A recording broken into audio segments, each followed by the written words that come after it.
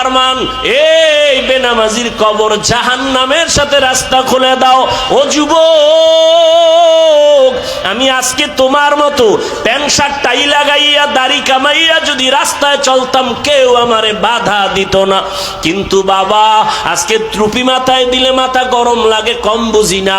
দাড়ির কারণে যৌবনের ভাব চলে যায় তাও বুঝি, জামার কারণে গরম লাগে তাও বুঝি, এই টুপি দাড়ির কারণে কত গালি শুনলাম। এরপরও কেন টুপি সারি না, কেন দাড়ি ফালাই না, কেন বেপরদায় চলি না?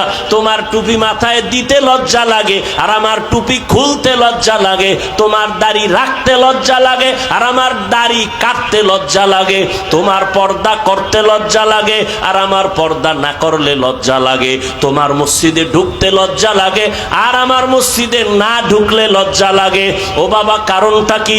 তোমার আমার আল্লাহ এক, নবী এক, কোরআন এক, হাদিস এক, কাবা এক, মরণ এক, কাফন এক, কালার, কবরের প্রশ্ন এক। এরপরও কেন তুমি ওলামায়ে কেরামের পাও ধরা বুঝানোটাও কেন মানো না? আসলে কি মনে মনে ভাবছো কোরআন মিথ্যা? সাহাবায়ে কেরামদের তাদের এত সুন্দর আমল, আবু বকর ওমর ওসমানের এত সুন্দর নামাজ, এত সুন্দর তেলাওয়াত, এত সুন্দর তাকওয়া, এত সুন্দর তাদের ইখলাস, এত সুন্দর কোরআনের তেলাওয়াত, এত সুন্দর জিকির, এত ভালো ভালো আমল করিয়া জান্নাতের টিকিট পাইয়াও সারা জিন্দেগি শুধু কান্না আর কান্না। নবী বলেন, আমি একদিন রাতের বেলা শুনি, আমার হুজুরার পাশেই তো মসজিদে নববী, আমি শুনি কানের মধ্যে কান্নার আওয়াজ আসতেছে। আমি নজর করে দেখলাম কে কান্না করে গভীর রাতে। আমি দেখলাম আমার মসজিদে কেউ না, আমার মাওলা যাকে জান্নাতের টিকিট দিছেন আমার হাতে গড়া সাহাবী আবু বকর নামাজে দাঁড়ায় দাঁড়ায় কান্না করে। আমি নবী সইতে না পাইরা বের হয়ে গেলাম। আমি আবু বকরকে জিজ্ঞাসা করলাম, আবু বকর, আপনি নামাজে দাঁড়াইয়া গভীর রাতে কেন কান্না করতেছেন? আবু বকর বলেন, ইয়া রাসূলুল্লাহ, আল্লাহর আদালতে হাসরের ময়দানে কেমনে দাঁড়াবো এই ভয় আমি নামাজে দাঁড়ায় কাঁদতেছি। নবী বলেন, আবু বকর, জান্নাতি সাহাবীদের মধ্যে আপনি প্রথম নাম্বারে সুসংবাদ পাইছেন, আবার ভয় কিসের? আবু বকর বলেন, ও নবী, যেই আল্লাহ আমার উপরে খুশি হইয়া জান্নাতের সার্টিফিকেট দিয়েছেন, ওই আল্লাহ যদি বেজার হইয়া আবার সার্টিফিকেট ক্যান্সেল করে দেয়, আমি মাওলার কাছে কি জবাব দিব সেদিন? আপনি যে ভয়ঙ্কর কথা বলছেন ওই হাসরের মাঠের। আম্মা জান আয়েশা বলেন, রহমতের নবীও কাঁদতেছেন কবরের ভয়ে, হাসরের ময়দানের ভয়। কিয়ামতের ময়দানটা হবে এই জমিন, নবীরা সমস্ত মানুষগুলো উলঙ্গ দাঁড়াবে, নারী পুরুষেরা। আম্মা জান আয়েশা বলেন, নবী, হাসরের ময়দানে নারী পুরুষ যদি উলঙ্গ দাঁড়ায় লজ্জা কি কেউ পাবে না, শরম পাবে না? নবী বলেন, শরম পাবে দূরের কথা, এমন আযাব শুরু হয়ে যাবে, একদিকে সূর্যের গরম, অন্যদিকে জাহান্নামের আওয়াজ, অন্যদিকে রহমতের নবী বলতেছেন আমার আল্লাহর রাগান্বিত আওয়াজ, লিমানিল মুলকুল ইয়াউম লিল্লাহিল ওয়াহিদিল কাহ্হার। ও যুবক, কয়দিন আর যৌবনের বাহাদুরি করে নামাজ ছাড়বা, বেপরদায় চলবা, দাড়ি কাটবা? তোমার মতো কত যুবক তো এই ছাত্র জনতার আন্দোলনে কবরে চলিয়া গেল। ও যুবক বাবা, কত যুবকের লাশ গাড়ির নিচে তাকায়া দেখো, এমন একটা দিন নাই বাসের নিচে, গাড়ির নিচে, পানির নিচে যুবকের লাশ নাই। কয়দিন আর বাঁচবারে যুবক বাবা? আজকে তুমি যত বান্ধবী দেখো আর বন্ধু দেখো, ওরে আজরাইল যখন এসে যাবে কেউ নাই, তোমার আমার গায়ের গেঞ্জিটা পর্যন্ত বেলেট দিয়া কেটে কেটে রেখে দিবে। কেউ নাই। কই আমার বন্ধু যদি শুনে তুমি আমি মরে গেছি, সাথে সাথে বন্ধু মোবাইল থেকে নাম্বারটা ডিলিট করে ফেলবে, বলবে তো মরিয়া গেছে, এখন আর এর নাম্বার মোবাইলে রাইখা লাভ নাই। মামার হাতের ঘড়ি বলি আমার ঘড়ি, আমি মরিয়া গেলে ঘড়িটা আর একজনে হাতে দিয়া বলবে এটার মালিক আমি। আমার মোবাইলটা আর একজনে হাতে নিয়ে বলবে মোবাইলটা আবার। আমার বাড়ি আমার গাড়ি যাই বলি, সবাই আমাকে নামায় বলবে বাড়ির মালিক আমি। আমারে 3টা সাদা কাপনের প্যাকেট বানাইয়া জানাজা পড়াইয়া এমন একটা কবর বাসবাগানে নিয়ে রাখবে যেখানে বাতি নাই, সাথী নাই, কোনো আপন কেউ নাই। আমার মা কোথায়, বাবা কোথায়, ভাই কোথায়, বোনেরা কোথায়, বন্ধু কই? এখন আমি ডানে বামে দেখবো মাটি আর অন্ধকার আর মাটি। ওই কবর দেইখা উসমান রাদিয়াল্লাহু তাআলা আনহু কান্না করেন। ও উসমান, আপনি জান্নাতি সাহাবী, কান্দেন কেন? বলে অন্ধকার কবরে গিয়া যদি 3টা প্রশ্ন দিতে জবাব দিতে না পারি, আমার মাওলার গাইবি আওয়াজ হবে, ও কবরের মাটি এই নাফরমানের 2 পার্শ্ব থেকে জোরে জোরে চাপ দাও। কবরের মাটির চাপ সহ্য করতে পারবি না রে যুবক। একটা মশার কামড় সইতে পারি না, একটা বেতের বাড়ি সইতে পারি না, সূর্যের গরম সইতে পারি না, জাহান্নামের গরম কেমনে সহ্য করব? হাসরের ময়দানে জাহান্নামের গরম কেমনে সহ্য করবা? সাহাবায়ে কেরাম যদি এত আমল তাকওয়া নিয়েও কান্না করতে পারেন, ওমরের মতো বান্দা কাঁদতে পারেন, তুমি আমি তো যা করি আমল নাই, নামাজ নাই, রোজা নাই, দাড়ি নাই, টুপি নাই। ও দাড়িওয়ালা, দাড়ি কামানেওয়ালা ভাইরা, বেপর্দাওয়ালা ভাইরা, ও পর্দার আড়ালের মা বোনেরা, ও বৃদ্ধ বাবাজিরা, দুনিয়াটা কিছুই না রে বাবা। সাহাবাদের কান্না যদি হয় তোমার আমার কান্না করতে করতে তো বুক ফাটিয়া মরিয়া যাওয়ার কথা, অথচ তোমার আমার চোখে পানি নাই। অন্যেরা যদি কান্না করে তাও তুমি পছন্দ করো না রে বাবা। এখনো সময় আছে, 2টা চক্ষু বন্ধ করে মরণের জন্য একটু চিন্তা করে আমার মালিকের অন্তর খুলিয়া মনে মনে ডাক দাও, হে আল্লাহ, ও দয়ার মালিক, তুমি এত বড় দয়াময়। আমার দুনিয়াতে আসার পরে মা বাবায় কত মিষ্টি খাইলেন, আনন্দ করলেন, আমি কত পবিত্র। আজকে আমি এতটাই গুনার কারণে নাপাক। আমার গুনার কথা আমার মা জানে না, ভাই জানে না, বোনেরা জানে না, আমার পরিবারের কেউ জানে না।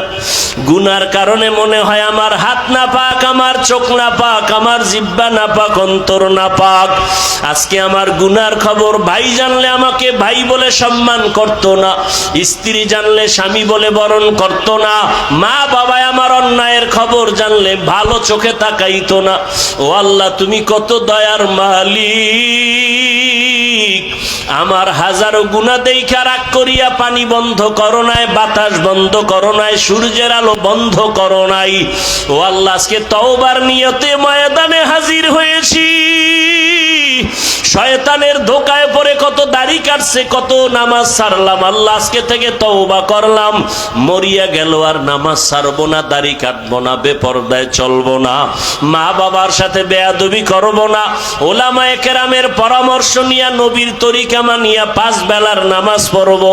ও যুবক বাবারা, বৃদ্ধ বাবাজিরা, পর্দার আড়ালের মা বোনেরা, ব্যবসায়ী ভাইরা, জীবনে যত মিথ্যা বলছেন তওবা করেন মনে মনে, আর মিথ্যা বলবেন না, গালি দিবেন না, কারো বিরুদ্ধে যাবেন না, গীবত করবেন না। নিজের সন্তান পরিবারকে আদর্শওয়ালা বানাবেন, নামাজি বানাবেন, পর্দাওয়ালা বানাবেন, কোরআন তেলাওয়াত শিখবেন, শিখাবেন, নবীর তরিকায় নামাজ পড়বেন, পড়াবেন, ওলামায়ে কেরামের পরামর্শ নিয়ে চলবেন। তওবার যদি অন্তর তৈরি হয়ে থাকে রে যুবক, যদি মুনাফিকি না থাকে, অন্তর যদি তৈরি হয় তওবার জন্য, যাদের অন্তর তৈরি আছে, মরিয়া গেল নামাজ ছাড়বেন না, দাড়ি কাটবেন না, বেপরদায় চলবেন না, মা বাবাকে কষ্ট দিবেন না, ওলামায়ে কেরামের দোয়া নিয়ে চলবেন, নবীর তরিকা মেনে চলবেন। তওবা করার মতো যদি নাম ঈমান আলী, তাজা বেঈমান আছে না নাই? ঈমান আলী নাম রাখলেই মুমিন হওয়া যায় না, ডাক্তারের ঘরে জন্ম নিলেই ডাক্তার হওয়া যায় না, ঠিক? ইঞ্জিনিয়ার সাহেবের ঘরেই জন্ম নিলে ইঞ্জিনিয়ার হওয়া যায় না। ভালো করে বুঝেন, আল্লাহ পাক রব্বুল আলামিন বলে তাকওয়া এমন একটা পুঁজি, অর্জন করো আল্লাহর মোহাব্বত নিয়া। ও বান্দা, আল্লাহর ভয় অন্তরে জমা যে করবে সে গুনাহ থেকে নিজেকে গুটাইয়া রাখবে। আল্লাহর ভয় অন্তরে থাকলে গুনাহ করবে না। আল্লাহ ওয়ালা যারা, এদের সাথে লাইন লাগাও, এদের নজরের মধ্যে বরকত আছে। এই পাওয়ারটা আল্লাহ দেন তাকওয়া ওয়ালাদেরকে। আল্লাহ বলেন, আলা ইন্না আউলিয়া আল্লাহ লা খাউফুন আলাইহিম ওয়া লা হুম ইয়াহজানুন আল্লাযীনা আমানু ওয়া কানু ইয়াত্তাকুন। আউলিয়া যারা হবে তাদের গুণ হবে দুইটা। এক নাম্বার নির্ভেজাল ঈমান, ঈমানের মধ্যে শিরিকের গন্ধ নাই, আমলের মধ্যে বেদাতির গন্ধ নাই, এমন ঈমান থাকবে। দুই নাম্বার গুণ থাকবে তাকওয়া, আল্লাহর ভয়। ইন্নামা ইয়াখশাল্লাহা মিন ইবাদিহিল উলামা। আল্লাহ বলেন আমার বান্দাদের মধ্যে যারা উলামা তারা আল্লাহরে ভয় করবে। সাধারণ মানুষ শয়তানের ধোকায় পইরা ডান হাত বাম হাতে আংটি লাগাবে, কিন্তু একজন আলেম বাম হাতে আংটি লাগাবে না। আল্লাহর ভয় নাই সাধারণ মানুষ বাম হাতে পানি পান করবে শয়তানের ধোকায় পড়িয়া, কিন্তু যারা আল্লাহর ভয় আলেম তারা বাম হাতে কিছু পান করবে না। ঠিক? সাধারণ মানুষ ধোকায় পড়িয়া শয়তানের বেপরদায় চলবে, দাড়ি কাটবে, কিন্তু একজন আলেম সে বেপরদায় চলবে না। আল্লাহর ভয়, এই ভয়ের উপরে যারা চেষ্টা করবে গুনাহ ছাড়তে, চেষ্টা করবে গুনাহ ছাড়তে, আল্লাহ বলেন এদের আমি দুনিয়াতে যত পুরস্কার দিব 6টার মধ্যে একটা বড় পুরস্কার হলো আমি আল্লাহ তাকে একটা স্পেশাল পাওয়ার দান করব, নাম হলো ফুরকান। নাম কি? ইয়া আইয়ুহাল্লাযীনা আমানু ইন তাত্তাকুল্লাহ ইয়াজআল লাকুম ফুরকানা ওয়া ইউকাফির আনকুম সাইয়্যাতিকুম ওয়া ইয়াগফির লাকুম ওয়াল্লাহু যুল ফাদলিল আযীম।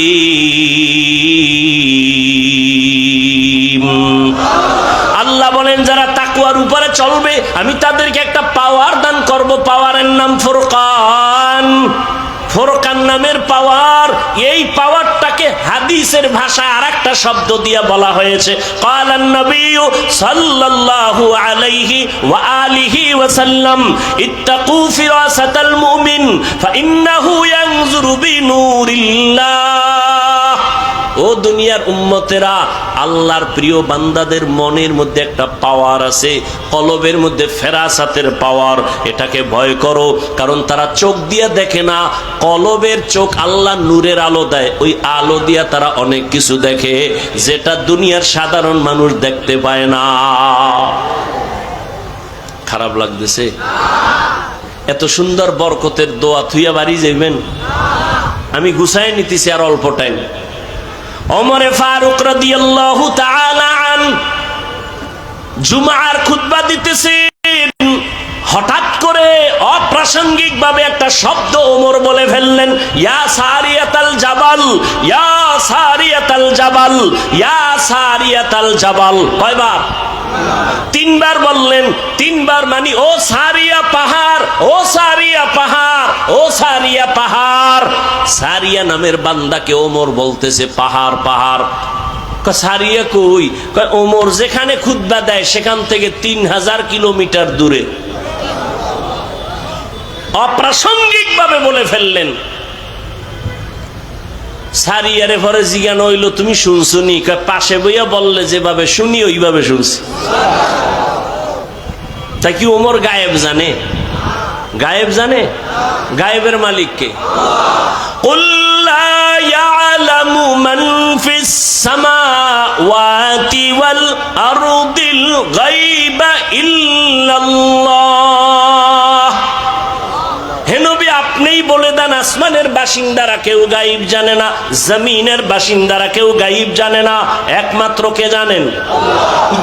একমাত্র আমার আল্লাহ জানেন গায়েব। তো ওমর হাজার হাজার হাজার মাইল দূরের থেকে কেমনে যে দেখলেন সারিয়ার সামনে শত্রু, ওমর বললেন পাহাড়টাকে পেছনে লাগায় দাও, শত্রু আসতে পারবে না, একদিক দিয়া শত্রুর মোকাবেলা করো।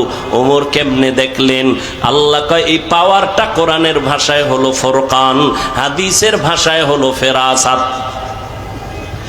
আল্লাহ তাআলা এটা পাওয়ার দান করেন তাকওয়ার কারণে। কিসের কারণে বলেন? তাকওয়া মানি আল্লাহর ভয়। এই পাওয়ারের কারণে আল্লাহ পাওয়ার দান করেন, এই তাকওয়ার কারণে। আল্লাহর ভয় যাদের অন্তরে থাকবে তারা ইচ্ছা করে গুনাহ করবে না, গুনাহ যদি হইয়াও যায় তওবা করতেও দেরি করবে না। ও আল্লাহর বান্দা, ওমরে ফারুক রাদিয়াল্লাহু তাআলা আনহু ঈদে খেলাফতে আছেন, চেয়ারে বসা আছেন। এই খেয়াল করেন, একদিন বিবি ডাক দিয়া কয়, ও স্বামী আমার খলিফাতুল মুসলিমিন, আপনি খেলাফতের দায়িত্বে আছেন। ওই সময় অর্থ মন্ত্রণালয়ের জিম্মাদার আবু ওবায়দা ইবনুল জাররাহ রাদিয়াল্লাহু আনহুকে দিলেন। কয়, আমগো বাজার ঘাট তেমন লাগবে না, এই দুই একদিন পরে ঈদ আসতেছে, বাচ্চার কিছু কাপড় চুপড় লাগবে, কিছু ব্যবস্থা করেন। ওমর বলে, আমার কাছে টাকা নাই। আপনি বাইতুল মাল থেকে 1 মাসের অগ্রিম টাকা নিয়ে আসেন। খেয়াল করছেন কথাটা? কয় মাসের? বকেয়া না অগ্রিম? খেয়াল করেন ভালো করে। ওমরে ফারুক রাদিয়াল্লাহু তাআলা আনহু চিঠি লিখলেন, ও আবু ওবায়দা ইবনুল জাররাহ, আমার আগামী মাসের বেতনটা তুমি আমাকে অগ্রিম দিয়া দাও। চিঠি লেখা পাঠায় দিলেন। বার্তাবাহক চিঠি নিয়া অর্থ মন্ত্রণালয়ের দায়িত্বে যিনি আবু ওবায়দা ইবনুল জাররাহ রাদিয়াল্লাহু তাআলা আনহু, তাকে যখন চিঠি দিলেন, আবু ওবায়দা ইবনুল জাররাহ চিঠি পাইয়া চোখের পানি ছেড়ে কান্না শুরু করলেন। কান্না কইরা এক পর্যায়ে নিজে আবার উল্টা চিঠি লিখলেন ওমরের দরবারে। হযরত ওমর চিঠি পাইলেন, টাকা তো আর আনলেন না। চিঠিতে দেখে ওমর পাল্টা ওমরের প্রশ্ন করা হয়েছে 2টা। আবু ওবায়দা ইবনুল জাররাহ লেখছে, খলিফাতুল মুসলিমিন, আপনি অর্ডার করলেই তো আমি মানব, তবে আমার 2টা প্রশ্নের জবাব আমাকে আপনি দিবেন, আমি রাসূলের সাহাবী। আল্লাহর ভয়, 2টা প্রশ্নের জবাব আমারে দেন, আমি অগ্রিম বেতন দেওয়ার আগে। আপনি খলিফা, আপনি অর্ডার করবেন দিব, তবে আমার 2টা জবাব আপনি দেন। 1 নাম্বার প্রশ্ন, আমি যে অগ্রিম 1 মাসের বেতন আপনাকে দিব, আগামী মাস আপনি বাঁচবেন কিনা তার গ্যারান্টি।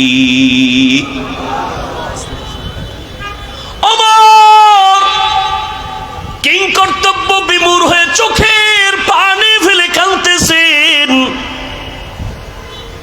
আবু ওবায়দা ইবনুল জাররাহকে অর্ডার করেছি আমি খলিফা, অর্ডার করলেই তো দিবে, আমি মন্ত্রী টেলিফোন করেছি, অন্য মানুষ আমাকে প্রশ্ন করা ছাড়া দিবে, কিন্তু না, ইসলাম এমন ধর্ম, রাসূলের আদর্শ এত সুন্দর, গোলাম মালিকের প্রশ্ন করবে, বেইনসাফি করার কোনো সুযোগ নাই। ওমরের প্রশ্ন করলেন, 1 মাসের অগ্রিম যে বেতন নিবেন, আগামী মাসের আপনি বাঁচবেন তার কোনো গ্যারান্টি আসেনি? আছে? 2 নাম্বার প্রশ্ন, ও খলিফা, আপনি যে, এই এটা সরাও, যাও যাও যাও যাও, আস্তে আস্তে সরাই। ভাইরা আমার, প্রশ্ন কয়টা করছে বলেন না কেন? 2য় প্রশ্নটা ভালো করে শুনেন। খলিফাতুল মুসলিমিন হযরত ওমর কাগজটা পাইয়া দেখে 2য় প্রশ্ন আবু ওবায়দা ইবনুল জাররাহ বলতেছেন, ও খলিফাতুল মুসলিমিন, আপনি যে 1 মাসের অগ্রিম বেতন চাইতেছেন, বলেন আপনি আজকে খলিফা আছেন, আগামী মাসে জনগণ আপনারে চেয়ারে রাখবে কিনা জবাব দেন। বুঝেননি কিছু? কি বুঝেন? ওমরের মতো ব্যক্তি যাকে শয়তান দেখলে ভয় পায়, সেই ওমরকে এত কঠিন প্রশ্ন। 1 নম্বরে আপনি 1 মাসের অগ্রিম বেতন চাইলেন, বাঁচবেন কিনা গ্যারান্টি। 2য়, আপনি আজকে চেয়ারে বসে আছেন, ক্ষমতার মালিক, আগামী মাসে যে আপনি চেয়ারে থাকবেন আর জনগণ রাখবে তার গ্যারান্টি আছে? আগামী মাসে চেয়ারে থাকবেন না জোহরের আগে চলে যাবেন? গ্যারান্টি নাই। অতএব অগ্রিম বেতন আমি কেমনে দিব? ওমর চিঠি পাইয়া কান্নায় বিভোর, হাত উঁচু করে আমার মালিকের ডাক দিয়ে বলে, মালিক তুমি কত দয়াময়, আবু উবাইদা ইবনুল জাররাহকে তুমি কবুল করে নিও রে মালিক। আমার অন্তর চোখ খুলে দিছে। আসলেই তো আজ আমি চেয়ারে বসছি, কালকে বসার কোনো গ্যারান্টি নাই। এই চেয়ারম্যানের মেয়াদ শেষ হয়ে গেছে। আল্লাহ যারে বসায় সে থাকতে পারবে যতক্ষণ আল্লাহ রাখবেন, জোর করে থাকতে গেলে থাকা যাবে না। ওমর চোখের পানি ছেড়ে, আবু আর যা করো বিবেক দিয়ে একটু চিন্তা করিও বাবা। ওলামায়ে কেরামরা একটা গালি তোমাকে দেয় না। এই যে এত চিল্লাইয়া বয়ান করতেছি, কত কষ্ট, টাইম মতো খানা নাই, টাইম মতো ঘুম নাই, এতটা দৌড়াদৌড়ির মাঝে আবার বয়ান, চিল্লাইয়া চিল্লাইয়া বয়ান। কথা বলার মতো কষ্টের কাজ এই জমিনে আর একটাও নাই। এত কষ্টের কথা, এত কষ্ট করিয়া এই যে এতক্ষণ চিল্লাইলাম, একবারও বলি নাই সবাই আমার দলে আসো। আমি কোনো দলের পথে দাওয়াত দেই নাই। আমি কিন্তু বলি না, এ যুবকেরা স্কুল কলেজ বাদ দিয়ে তোমরা হুজুর হইয়া তসবিহ হাতে নাও, বলছি। তুমি চরমনাই না গেলে জাহান্নামে যাবা, বলি নাই। তুমি তাবলীগ না করলে জাহান্নামে যেতে হবে, বলি নাই। ও যুবক, স্কুল কলেজ ছাড়িয়া কওমি মাদ্রাসায় যাও, তাও বলি নাই। বরং আমি তোমাকে আশ্বাস দিয়া, কলিজা দিয়া, দোয়া দিয়া বলতে চাই, এতগুলো মানুষের আমিন খালি ফেরত যাবে না। ও যুবক, রহমতের নবী তোমার জন্য কত মায়ার খুশির কথা বলছে। মায়ার নবীকে কত কষ্ট দিছে বেদিন বেঈমানেরা। আমার নবী দুনিয়াতে আইসা বাবা বলে ডাকতে পারেন নাই। 6 বছরে মা হারাইয়া নবী অসহায়, চারদিকে রসুলের দুশমন আর আক্রমণ। আমার নবী দোয়া করলে উহুদ পাহাড়টা স্বর্ণ হয়ে যাইত। কিন্তু সেই নবী বলেন, ও যুবকেরা, আমি মুহাম্মদের এত কষ্ট, এত কষ্ট, এত কষ্টের জীবন আমার বংশের লোকেরা শুধু শুধু আমার উপরে হিংসার বশীভূত হইয়া আমাকে শিয়াবে আবু তালিবের মধ্যে গৃহবন্দী করে 3টা বছর রেখেছে। আমাকে পানি দেয় না, খানা দেয় না। আমি আল্লাহর এত পেয়ারা গোলাম, আমি গাছের পাতা সিরা সিরা চাবাইয়া চাবাইয়া খাইয়া নিজের পেটের ক্ষুধা নিবারণ করেছি। ওই সময় আমার বিরোধিতা করেছে যারা বুড়া, আর আমি মুহাম্মদের উপকার করেছে যারা তারা যুবক।